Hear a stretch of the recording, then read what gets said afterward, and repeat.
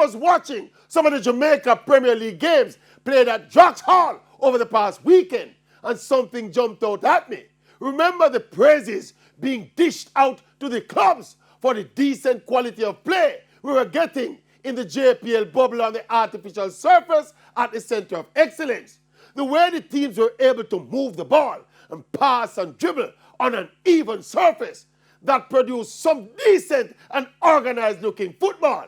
Well, fast forward to the last set of games on the grass at Hall, one of the better surfaces in the country.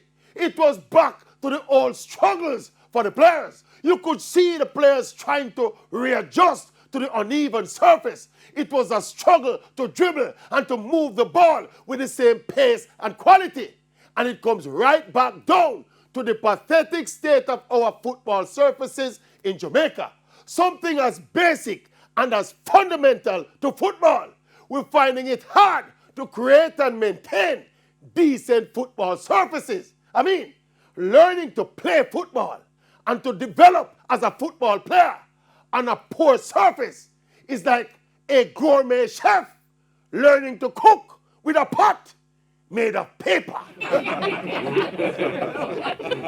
It cannot work.